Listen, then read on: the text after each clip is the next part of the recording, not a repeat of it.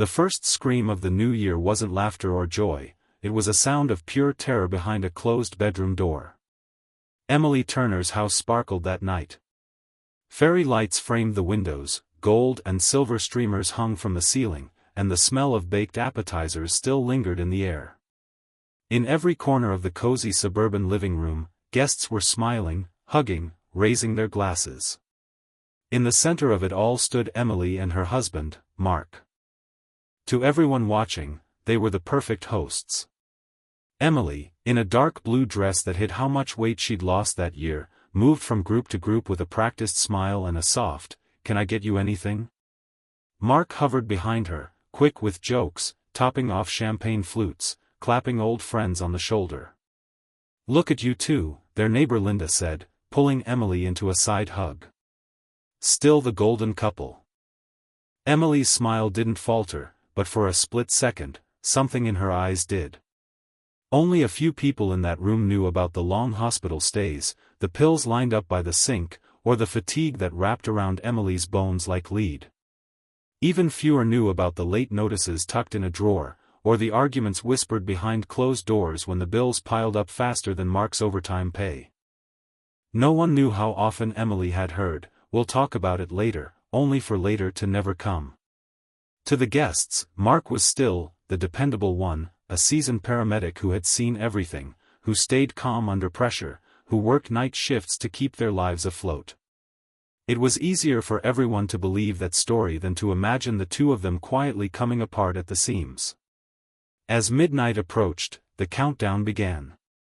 The television blared from the corner of the room, the glittering city square on the screen a world away from their quiet cul-de-sac. 10. Mark slipped an arm around Emily's waist. From a distance, it looked affectionate. Up close, his grip was a little too firm. 9. She flinched almost imperceptibly. 8. In that moment, she thought of the year they'd met, before the doctor's appointments, before the savings vanished into specialists and tests and treatments that didn't quite work. Back when they'd believed hard work and love could fix anything. 7. Mark leaned in. "Smile," he murmured against her ear. "Everyone's looking." 6. She did. The room exploded in cheers when the countdown hit 1. Glasses clinked, phones recorded the moment, friends kissed and shouted over the noise. Mark pressed his lips to Emily's cheek and someone snapped a photo, a frozen image of a couple who looked like they had everything under control. By midnight, the house was calmer. Coats were fetched from the guest room, goodbye hugs traded at the door. Linda and her husband Jason were among the last to leave, stepping out into the cold night air with the faint sound of music still drifting from inside the Turners' home. "Did you hear them earlier?" Linda asked as they walked down the path. "Sounded like they were tense." Jason shrugged. "Everyone argues. They'll be fine." Inside, the music volume dropped. Emily stacked plates in the sink, her sleeves pushed up, her shoulders tight. Mark was in the hallway, putting away the locked box where he kept his service pistol when he wasn't working night shifts. "We agreed it wouldn't be in the house tonight," Emily said quietly when she noticed. Her voice was tired more than angry. "It's locked," Mark replied, not looking at her. "It's fine." A beat of silence stretched between them, heavy with all the unfinished conversations from the past year. "I can't do this again, Mark," she whispered. "Not like this." He finally met her eyes. For a moment, the confident host was gone, replaced by a man who looked just as exhausted and scared as she felt. "I'm doing everything I can," he said. "You know that."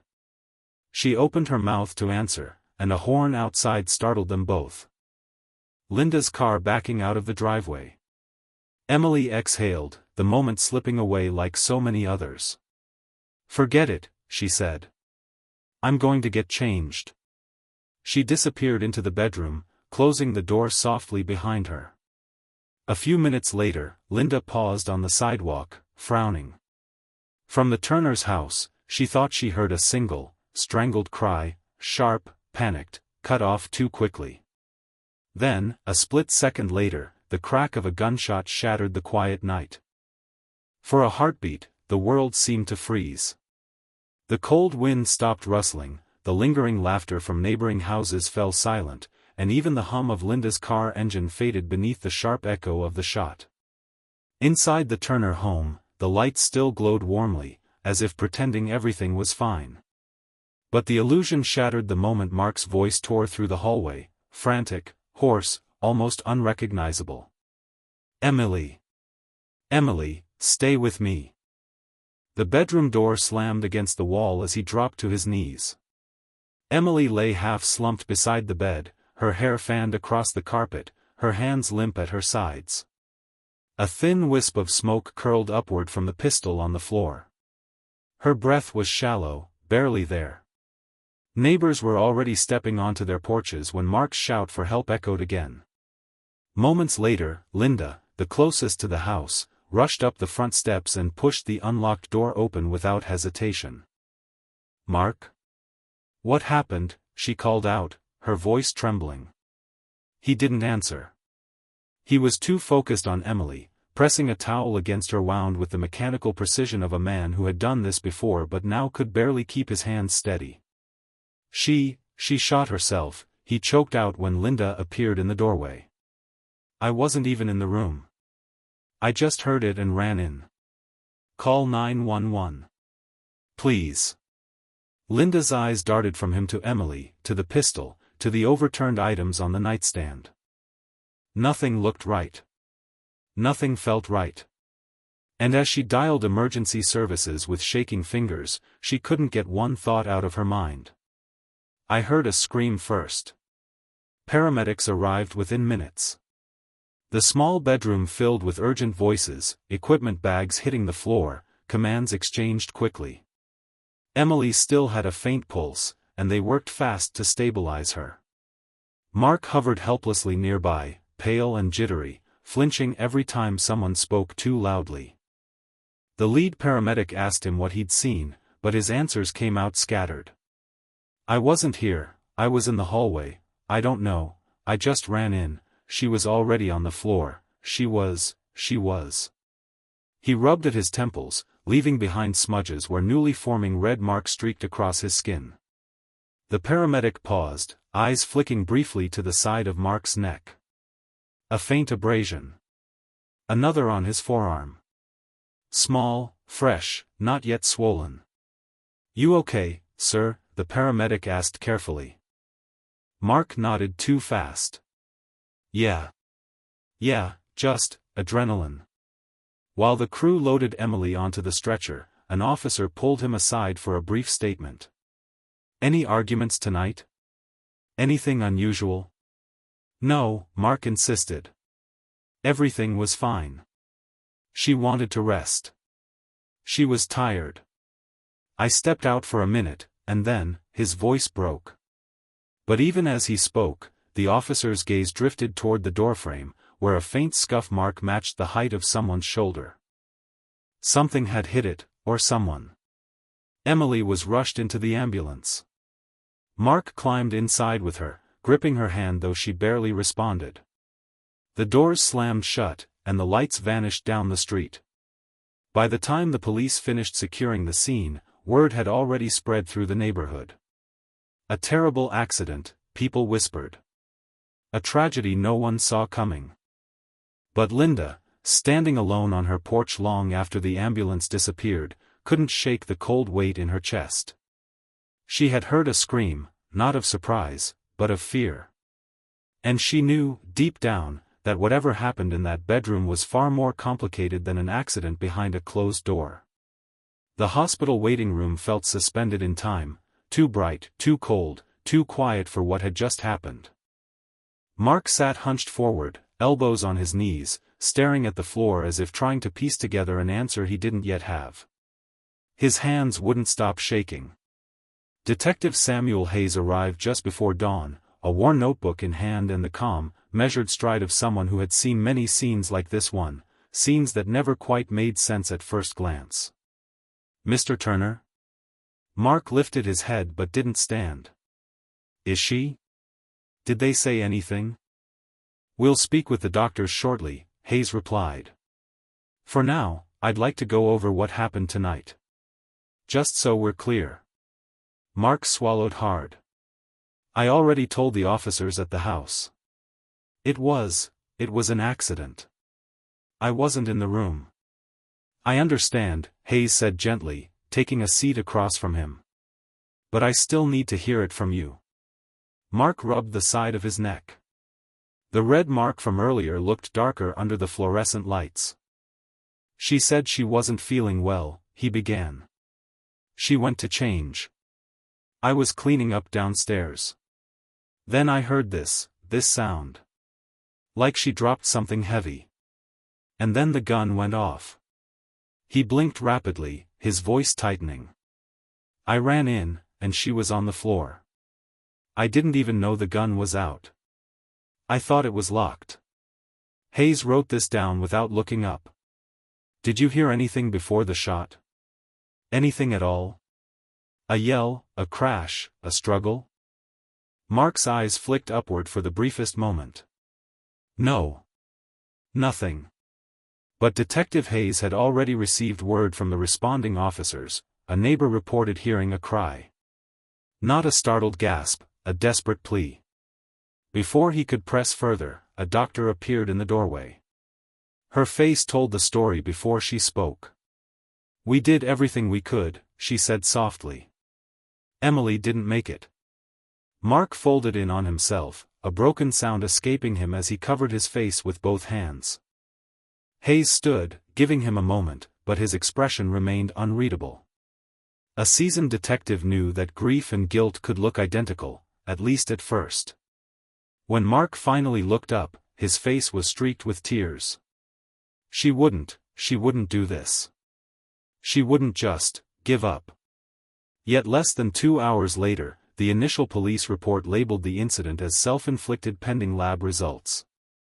A conclusion made far too quickly for Hayes' liking. Back at the Turner home, the investigation stumbled from the start. The scene had already been disturbed by frantic attempts to help Emily. Crucial items had been moved. And the gun, Mark's service weapon, had traces on it that didn't immediately match the story. 2 officers exchanged uneasy glances as they photographed the room. Why call it self-inflicted before the lab finished anything, one murmured. Because of who he is, the other replied under his breath. Nobody wants to think a guy with his background could have been involved. Meanwhile, Emily's family arrived at the hospital, shattered by the news and baffled by the early ruling. Her sister, Claire, clutched the edge of the reception desk. That's impossible, she insisted. Emily was trying to get better. She had plans. She wasn't in that kind of place. Their mother stood frozen beside her, repeating one sentence over and over as if it were a lifeline. She was scared of something. She told me she was scared. But scared of what, or of whom, she never said.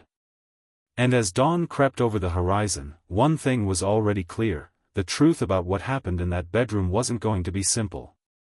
And it wasn't going to be quiet. The weeks that followed were a tangle of grief, confusion, and growing suspicion. Emily's funeral drew a crowd so large the church had to bring in extra seating. Friends from every part of her life came, whispering through tears that she was gentle, patient, thoughtful, not someone who would suddenly choose to disappear on the very night she had welcomed the new year with friends and neighbors. Mark sat in the front row, shoulders stiff, jaw tightly clenched. Some guests offered him sympathy, calling him a devoted husband caught in an unimaginable tragedy. Others kept their distance, watching him with quiet uncertainty. Emily's mother refused even to look in his direction. Claire approached him only once. Her voice was controlled, but her hands shook as she spoke. She didn't do this, she said. And you know it. Mark's expression barely changed. I lost her too, Claire. Not the way we did, she replied, then walked away before he could answer. After the service, Claire contacted the police again, insisting the investigation was incomplete. She pointed to the disappearing witness statements, the early assumptions, the strange inconsistencies. The detective she spoke with promised to review the file, but she could hear the disinterest through the phone. For a while, it seemed the matter would be quietly closed, another tragedy attributed to despair, another case slipping into paperwork and memory. But rumors have a way of resurfacing, especially when too many people are left uneasy. It started with a conversation at a neighborhood gathering months later. A man who lived 2 houses down from the Turners pulled Claire aside, voice low, words hesitant. "I didn't say anything before," he admitted, "because I wasn't sure what I heard. But that night, when Mark came out of the room, before the paramedics got there, he said something. To himself, I guess. But I heard it." Claire felt her stomach twist. "What did he say?" The man hesitated. "It sounded like, 'I didn't mean to.'" That small statement, uncertain, unconfirmed, but impossible to ignore, became the spark that Emily's family had been waiting for. They pushed harder. Filed formal complaints. Demanded the case be re-examined. And slowly, piece by piece, more discrepancies emerged. A retired neighbor admitted she'd heard arguing shortly before midnight on New Year's Eve, though she had stayed silent out of fear of causing trouble. Another witness claimed to have seen Mark pacing outside the house moments after the gunshot, looking shaken and angry, not panicked. Then came the most troubling detail, the gunshot residue analysis, completed after the initial ruling. The results suggested Emily's hands might not have been in the firing position consistent with a self-inflicted wound. The file containing that report had been marked pending, but somehow never made it into the final summary. Detective Hayes, who had grown uneasy with the early conclusion, reopened the case. He returned to the Turner house, standing in the now empty bedroom. The air felt heavy, as if the walls themselves still remembered the confusion and fear of that night. He examined the scuffed doorframe, the marks on the carpet, the faint impression near the bed where something, or someone, had pressed hard against it. None of it proved anything on its own. But together, the pieces formed a picture far from the accidental story originally accepted. When Hayes located Mark for questioning, the reaction was immediate. "This again?" Mark snapped. "I told you everything that happened." "We found inconsistencies," Hayes replied calmly. "And new witnesses have come forward." Mark's jaw tightened. "People twist things. They don't know what they heard." "Maybe," Hayes said. "But a woman lost her life. And someone needs to account for every detail." Mark's silence spoke louder than any confession. Within months, after enough evidence surfaced to warrant formal action, Mark Turner, once the grieving husband, was taken into custody. Emily's family felt a brief flicker of relief. Not triumph. Just the hope that answers were finally coming. But the closer the case moved toward trial, the more everyone realized that the truth was far more tangled than they had imagined, and far from certain. The courthouse hallway buzzed with low voices on the morning Mark Turner's trial began. Reporters scribbled notes, cameras clicked, and spectators lined the benches as though preparing for a performance none of them wanted to miss. Emily's family sat together in the front row, their grief sharpened into determination. Mark entered moments later, escorted by deputies, his face pale but expression tightly controlled. The prosecution opened by painting a picture of a strained marriage burdened by medical bills, emotional fatigue, and unspoken resentments. They described a pattern of arguments neighbors had overheard, a slow unraveling hidden beneath smiles at holiday gatherings, and the troubling inconsistencies Mark had offered the night of Emily's passing. Detective Hayes was their first major witness. He spoke calmly, detailing the reopened investigation, the scuff marks on the doorframe, the bruises visible on Mark's skin, and the missing or incomplete records from the initial report. He explained how the gunshot residue analysis had been delayed and how it raised questions rather than answering them. The defense countered quickly. They emphasized Mark's years of experience as a paramedic, repeating that he had acted out of shock, grief, and instinct, not guilt. They argued that the abrasions on his skin could have come from rushing into the room or from frantic attempts to help Emily. They pointed to her recent struggles with illness and emotional exhaustion, suggesting that the tragic outcome could have been a moment of overwhelming despair rather than harm inflicted by another person. Their experts took the stand next. A behavioral specialist spoke carefully, noting that stress and chronic medical issues sometimes led individuals to make unexpected, irreversible decisions. This testimony triggered an audible reaction in the gallery. Claire stiffened, her mother shaking her head slowly, silently pleading with the jury not to accept it. Then came the neighbors. Their accounts varied, each colored by memory, distance, and emotion. Linda testified about the desperate cry she heard before the shot. "It wasn't surprise," she said firmly. "It sounded like fear. Real fear." Another neighbor described seeing Mark outside the house right after the shot, pacing, upset, almost like he was arguing with himself. But under cross-examination, he struggled with exact timing and details, his certainty slipping as the defense pressed him. Then the witness who had claimed to hear Mark whisper, "I didn't mean to," took the stand. His voice trembled, and although he insisted he heard those words, he admitted it was dark, chaotic, and he couldn't be completely sure whether Mark was speaking aloud or simply distraught and mumbling. The most controversial moment arrived when the defense introduced letters allegedly written by Emily, discovered years after her passing. The handwriting appeared to be hers, though the prosecution questioned the timing and authenticity. The letters described feelings of exhaustion, guilt over financial strain, and moments of deep frustration with her illness. The courtroom held its breath as Claire reacted. She stood up before the judge ordered her to sit, tears streaking down her face. "She wouldn't write that," she whispered. "Not like that." Someone twisted her voice. The defense pressed forward, arguing that the letters revealed an internal struggle, a vulnerability nobody had fully understood, not even her own family. With each witness, each expert, and each piece of evidence, the courtroom shifted like a scale that refused to balance. The jury watched intently, taking notes, their faces unreadable.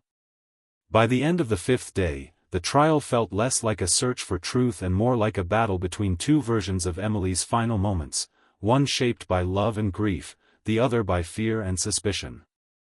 And as the judge adjourned for the evening, a heavy tension settled across the room. Everyone knew the final verdict would not bring clarity.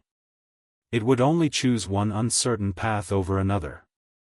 Closing arguments arrived like the final breaths of a storm, slow, heavy, and impossible to escape. The courtroom felt smaller that morning, as if everyone inside understood that whatever happened next would leave someone broken, someone furious, and everyone uncertain. The prosecution stood first. They walked the jury through every detail: the strange marks on Mark's skin, the neighbor's report of a terrified cry, the scuffed doorframe, the delayed lab results, the shifting statements. They reminded the jury that Emily had told her mother she was afraid of something, though she never said what. This case, the prosecutor concluded, is not about assumptions. It is about patterns. Inconsistencies. Evidence that does not align with an accident behind a locked door. Emily Turner deserved a complete investigation. Today, you have the chance to give her the truth she never received. Emily's family watched with tightly clasped hands, their hope fragile but still alive. Then the defense rose. Their tone was calm, almost soothing. They emphasized doubt, not certainty, not proof, just the lack of definitive evidence. They reminded the jury that the scene had been disturbed, that the investigation had gaps, that memories from neighbors shifted over time. They held up the letters one last time, insisting they reflected a private emotional struggle only Emily herself had understood. Tragedy, the defense attorney said softly, does not always come with clear answers. Sometimes grief seeks blame where there is none. You must decide based on evidence, not fear. And the evidence simply does not remove doubt. The courtroom sank into stillness as the jury filed out. Hours passed. Then more hours. Evening shadows stretched across the floor, long and cold. Emily's mother leaned her head on Claire's shoulder. Mark sat alone, hands folded tightly as though gripping something that might slip away at any second. Finally, the doors opened. The jury returned. Everyone rose. The foreperson stood, holding a sheet of paper that suddenly felt heavier than anything in the world. In the case of the state versus Mark Turner, she read, "We find the defendant not guilty." The words hit the room like a cold wind. Emily's mother gasped as if struck. Claire closed her eyes, shaking her head in disbelief. Mark collapsed into his chair, not in triumph, but in exhaustion, a man released from one kind of burden only to be swallowed by another. Outside the courthouse, reporters surged forward, microphones flashing. Some wanted to know how Mark felt. Others demanded comment from Emily's family. No one received answers. Hayes stepped outside last, watching the scene unfold with a weight pressing against his chest. He'd worked cases where evidence told a clean story. This was not one of them. The acquittal didn't feel like justice, it felt like a door closing on a room still full of shadows. That night, the Turner case became one more file stamped resolved while leaving every heart involved anything but. In the quiet that followed, Emily's family gathered at her mother's home. They spoke softly about her laughter, her kindness, her small joys, things no jury could measure or debate. When the conversation drifted to the trial, Claire whispered the words they all carried inside. They cleared him, but they didn't clear the truth. Years would pass, but the questions wouldn't. Some neighbors believed Mark completely. Others avoided him in the grocery store. Emily's family continued to push for reviews, for explanations, for even one piece of certainty. None came. And so the case settled into a space between suspicion and doubt, between what was proven and what was felt, a space where the truth flickered but never solidified.